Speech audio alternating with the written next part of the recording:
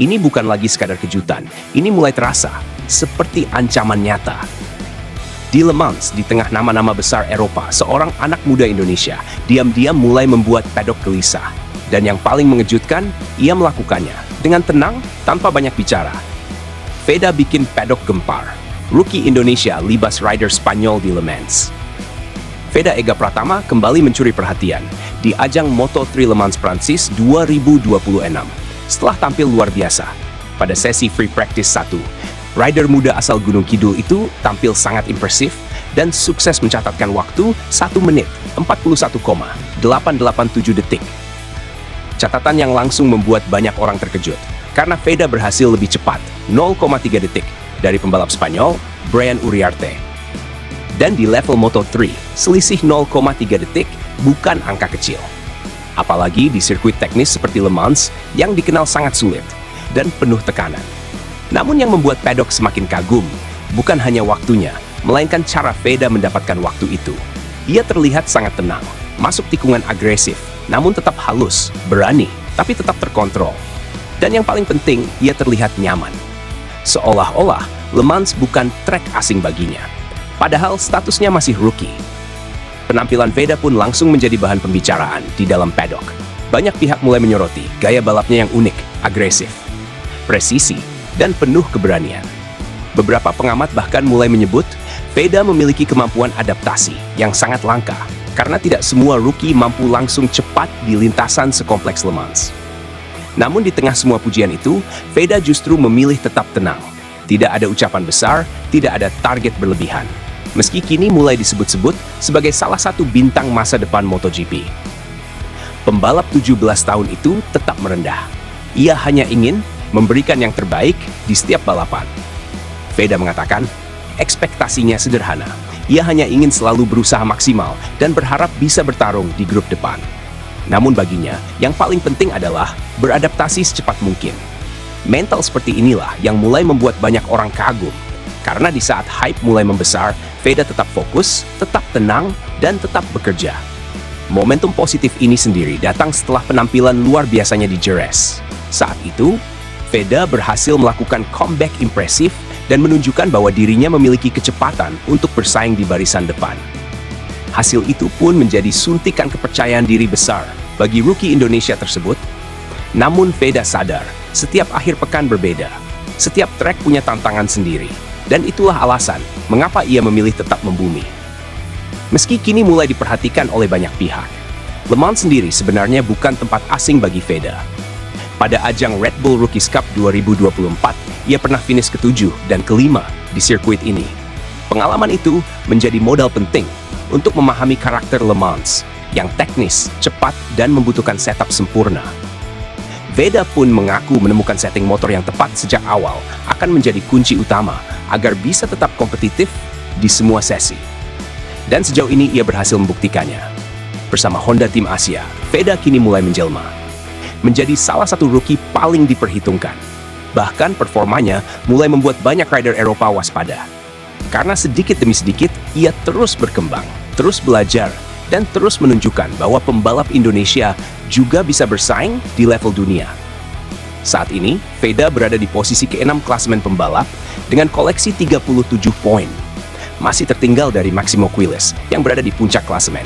Namun musim masih panjang dan performa Veda terus menunjukkan peningkatan. Jika momentum ini terus terjaga, bukan tidak mungkin nama Veda Ega Pratama akan semakin sering terdengar di barisan depan Moto3. Karena yang sedang terjadi sekarang bukan lagi sekadar kejutan rookie. Ini adalah tanda bahwa Indonesia akhirnya mulai memiliki pembalap yang benar-benar mampu membuat Eropa menoleh. Merinding banget baca ini. Veda tuh makin kelihatan beda level sekarang. Di Le Mans yang teknis banget aja dia bisa unggulin Brian Uriarte sampai 0,3 detik. Itu bukan cuma soal cepat, tapi soal kualitas. Dan yang bikin bangga, dia tetap rendah hati walau mulai jadi perhatian paddock Eropa. Jujur ya, gue paling salut sama mentalnya Veda. Banyak rider muda kalau mulai dipuji langsung besar kepala. Tapi dia malah tetap fokus dan ngomongnya sederhana. Itu tanda pembalap besar sih. Skill ada, mental ada, attitude juga bagus. Pantes sekarang mulai diperhitungkan di Moto3. Gila sih. Rookie tapi udah bikin paddock gempar.